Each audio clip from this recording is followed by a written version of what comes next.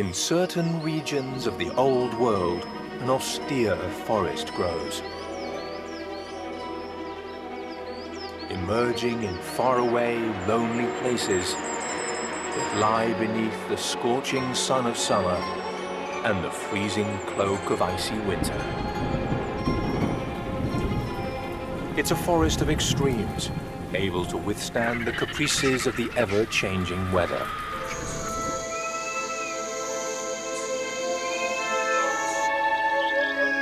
Among the branches and beneath the trunks of this woodland, a varied and robust fauna thrives. A collection of animals miraculously adapted to demanding conditions that only the generosity of the junipers soften and make bearable.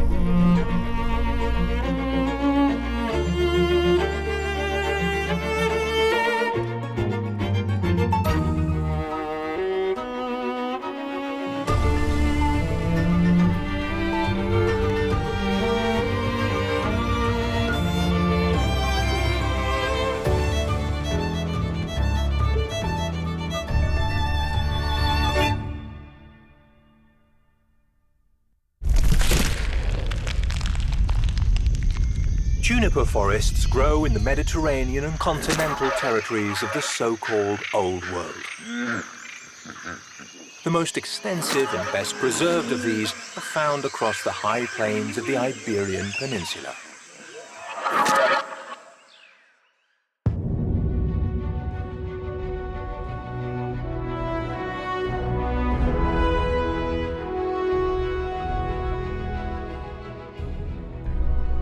Juniper forests are unusual woodlands, and together with the savannas of Africa and South America, are the least densely packed forests on the planet. The trees appear to respect the space and distance between each other. They never grow too close together, resulting in a wooded but open ecosystem that grows in rocky regions that are cold and dry with poor soils. Even so, the junipers that grow on these exposed plains can reach up to 20 meters in height. And it is precisely the isolation and breadth of this forest that allows the presence of the greatest of European predators, the wolf.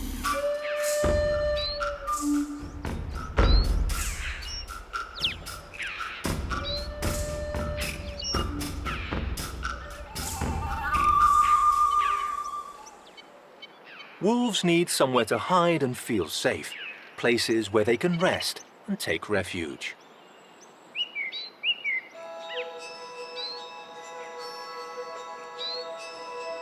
The juniper forest is an ideal environment for wolves.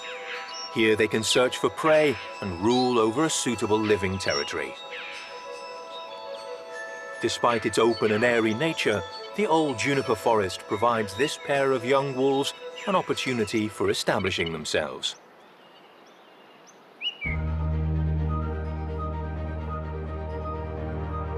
Junipers belong to the family of cypress. They're able to thrive where other trees cannot. Cold, poor, dry soils are their natural environment. They can create permanent green cover where no other tree could do the same.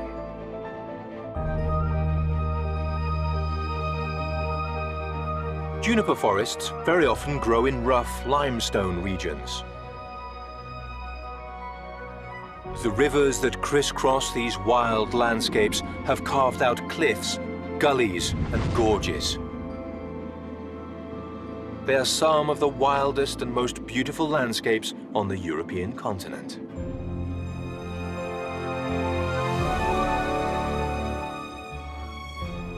It's here on rocky cornices and cliffs populated by young junipers that griffon vultures make their home.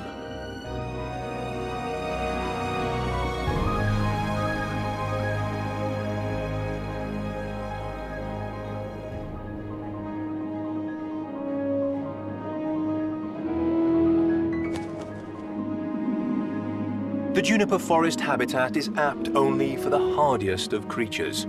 In winter, temperatures can drop to 15 degrees below zero. Summers can reach 40 degrees. The vultures are witness to the rigors of this ecosystem. In the depth of winter, they produce a single egg which will hatch during the worst weather, with heavy snowfall and fierce frosts.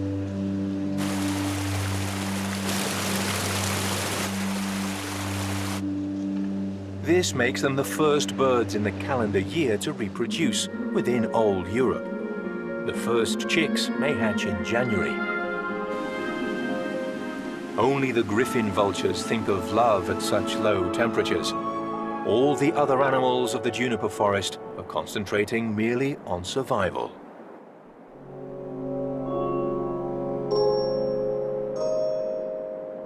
The wolves that inhabit this old forest search their territory for hours, looking for small animals.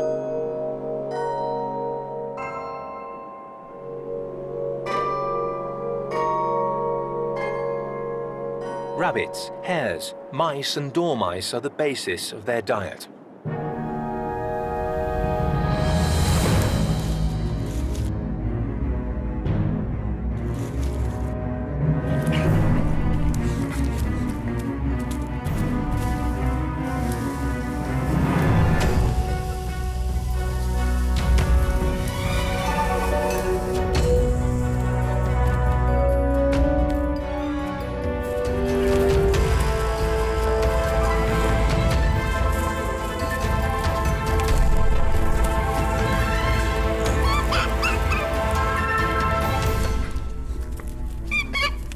These snacks help the wolves stave off hunger in the cold season.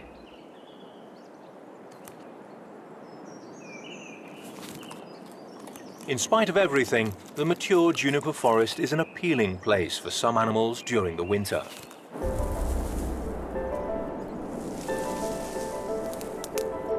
This species of cypress is tall and wide and can vary greatly in form. It keeps its foliage throughout the year. Its hard, darkly colored berries are a delicacy, providing abundant calories for countless migrating birds during the winter.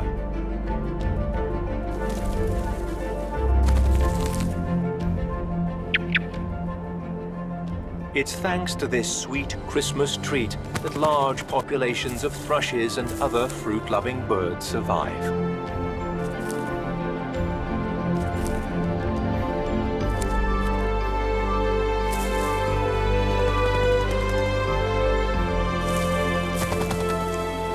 Winter begins to give way, and with spring in the air, something changes in the juniper forest.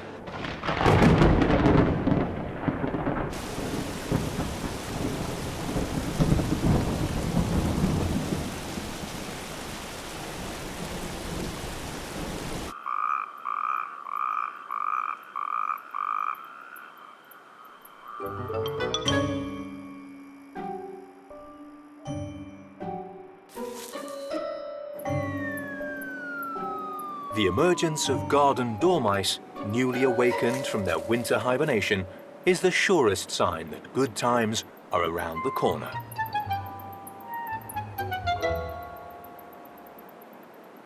The dormice look for fallen juniper berries, either nibbling at them or gathering as many as possible to make up for lost time.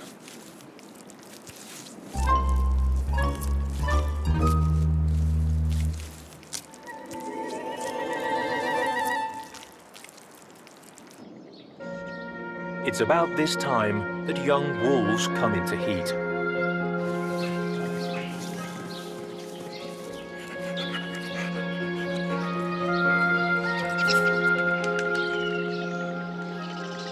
They meet, and some will form new pairs.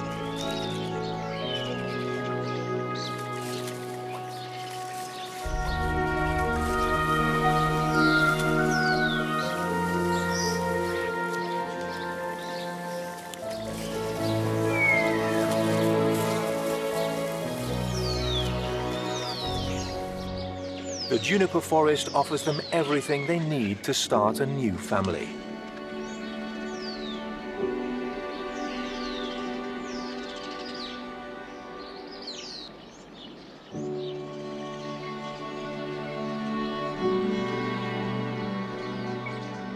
The female starts the painstaking process of searching for a new home, where she can give birth and care for her litter.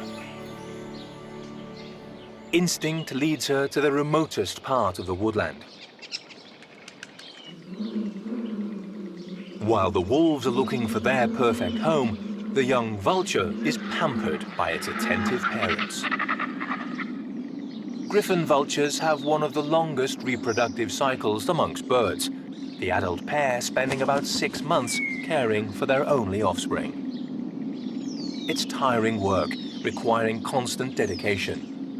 Vulture chicks grow very slowly.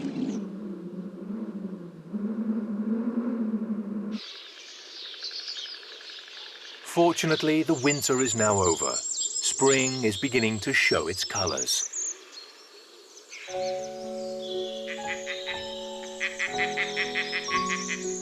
These Egyptian vultures have just arrived from their African winter home. Another neighbor on the rock face, this is a small and specialized vulture that lives off scraps and the small animals often found among the remnants of carrion. Egyptian vultures travel thousands of kilometers every year to breed in this harsh environment, where the trees seem to be born out of the rock itself. While the Egyptian vultures prepare their nests on the cliff, the female wolf continues her worried search for a place to give birth to her pups. She will leave virtually no stone unturned to find the safest, most comfortable place she can. Spring moves on apace, and the juniper forest looks less like a monotonous and brutal wasteland. Flowers appear in surprisingly beautiful blooms.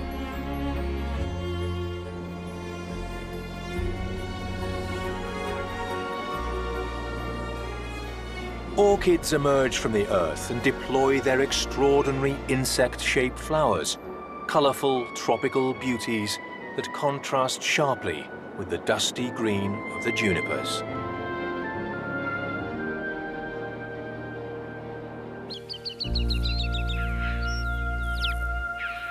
At this time of blossoming, the juniper forest becomes home to many species keen to find a place to breed. Blue tits take up residence in the cracks and crevices of the branches. The dense foliage of the juniper forest is perfect for thrushes to nest among.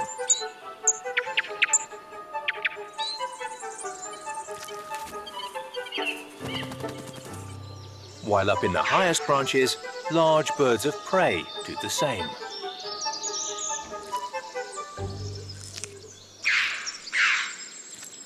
The griffon vulture's chicks are now 2 months old and spend all day patiently waiting for the arrival of the next meal.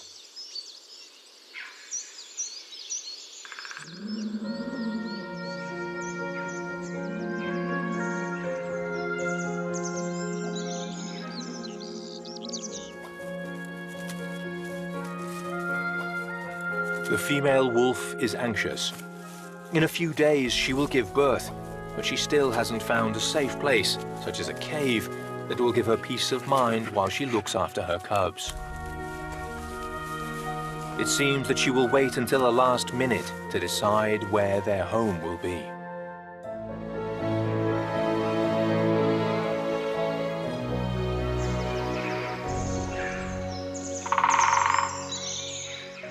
Small rodents, however, have an easier job.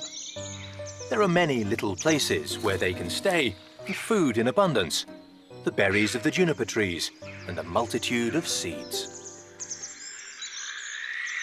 The large number of mice in this forest attracts the presence of birds of prey such as the barn owl, keeping watch from the same rock face as where the vultures live.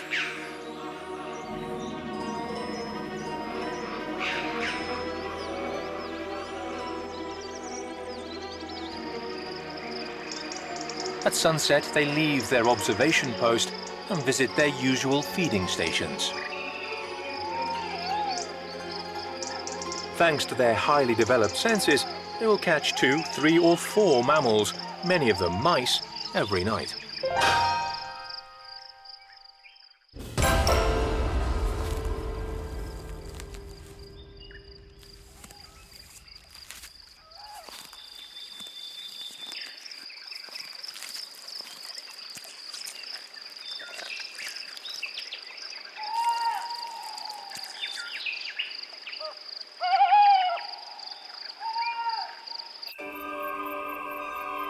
Although they share the same habitat, hares are of no interest to the owls, and so they live abundantly in the open woodland.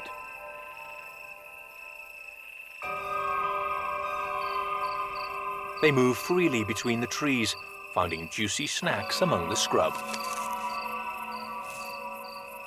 Rabbits also find this to be an ideal place to live. Both rabbits and hares eat the juniper berries, but far from being detrimental to the plant, this is in fact crucial to the germination of its seeds. By passing through the mammal's digestive tract, the seeds are activated to sprout, thus making an important contribution to their dispersal.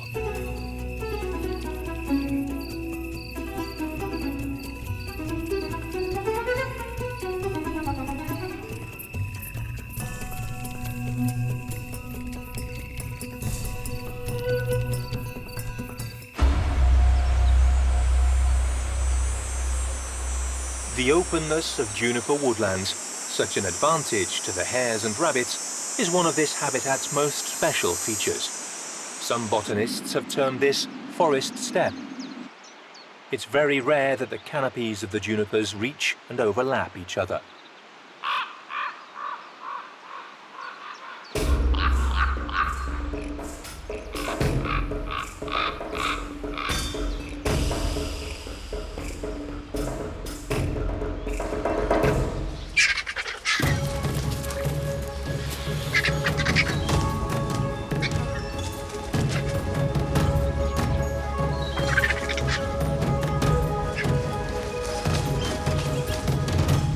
This young roe deer becomes a highly desired main course in a matter of a few minutes. Many pairs of parent vultures are desperately in need of food for their chicks, and this is a perfect opportunity to get fresh meat.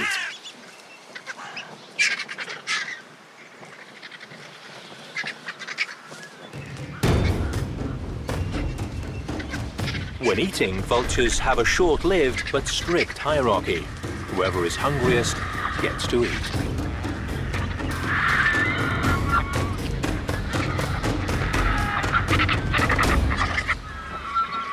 Newcomers will instantly quarrel with those who have already eaten, and the hungriest will drive away those who have some meat in their bellies.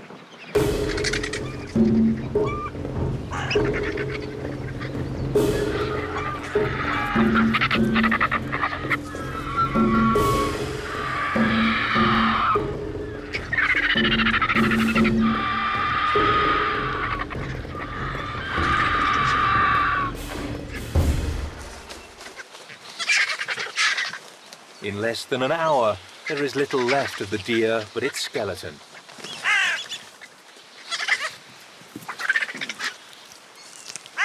Its flesh is already en route to the cliff face.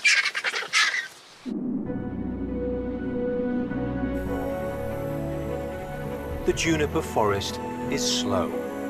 These trees grow very slowly, no more than 1 to 3 millimeters a year, and its forests take tens of years to reach any kind of density. It's not unusual for the oldest juniper trees to be more than 1,000 years old. Among these ancient trees lives a species of raptor, black kites. While one adult watches the chicks, the other heads off hurriedly. It will look for all kinds of food to feed its offspring, including scraps, reptiles and frogs, and even carrion.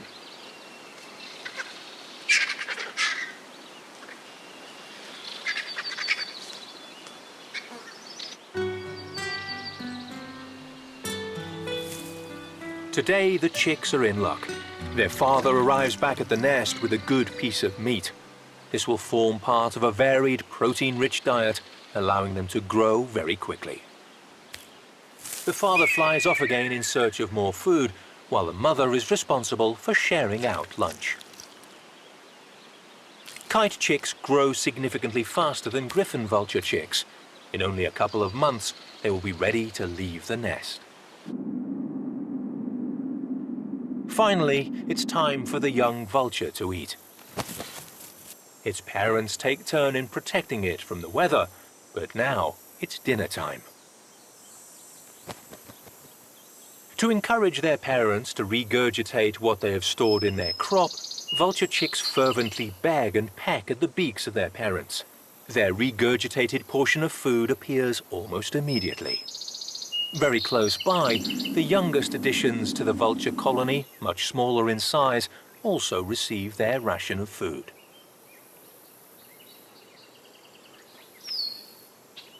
The young birds depend both on luck and the perseverance of their parents in finding sustenance. It's not always possible to find carrion with the frequency required to bring up the chicks. Every time the chicks eat, they will try to consume as much as possible, never knowing when their parents will find food again.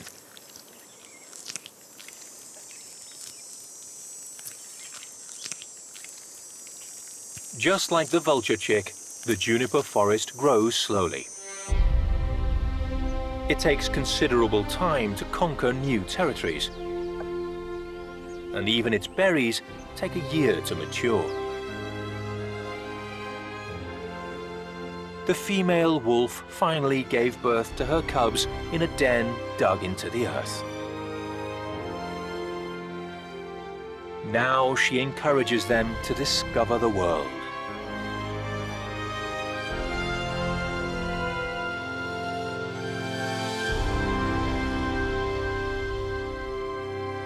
The life of the wolf cubs runs in parallel to that of the young vulture, but they grow much more quickly. At only a month and a half, the young wolves begin to venture away from their hiding place and to investigate the environment, accompanied by their mother. Every little thing stimulates their curiosity.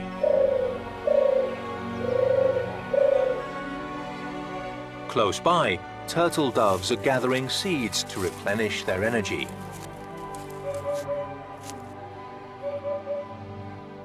As are hoopoes. These striking birds insert their bills into the ground in search of insects.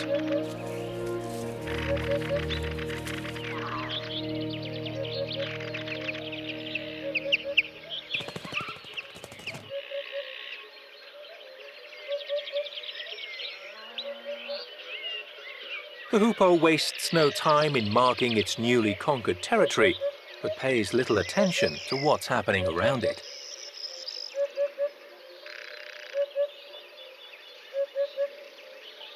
And not far away, another predator, small but fierce, is on the prowl. A weasel. Weasels weigh less than 100 grams, but are capable of hunting hares and rabbits, although they usually satisfy themselves with rodents more in keeping with their own size, such as dormice.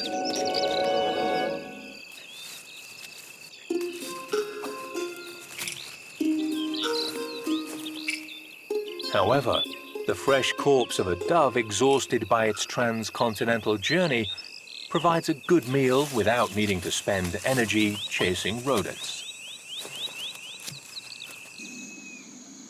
The exotic garden that bloomed in spring pays the price of the approaching northern summer. No trace of the colorful orchids remains.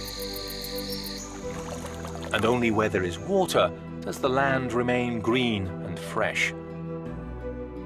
The upwellings that spring from the limestone terrain attract a very diverse range of fauna, especially during the summer. Black-bellied sand grouse, raised not far from here, arrive in the morning to drink nervously. During the summer, they will come to this corner of the forest every day. By the start of the summer, the young vulture is almost ready to fly. Now the chick is nearly as big as its parents, so it's time to exercise its wing muscles. In a few days, the parents will see their baby leave the nest to become independent and start a new life over the skies of the juniper forest. Meanwhile, down below, the young wolves are receiving some very important life lessons. The first is how to hunt, a fundamental skill if they are to survive. Their mother teaches them how to look for, stalk, and catch a rabbit.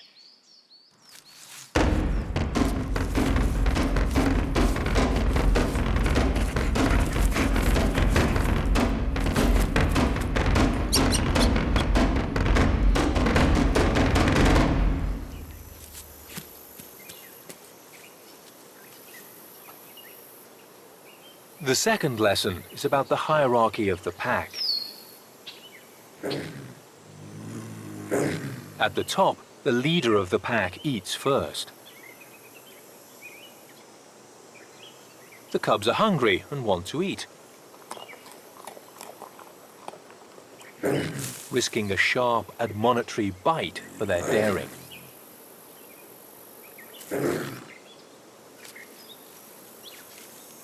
But the cubs that show the greatest courage may indeed be called upon within a few years to lead the pack themselves.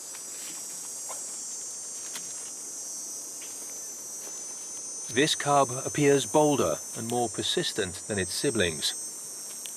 What for him starts as a game may have painful consequences. But in the end, his persistence pays off.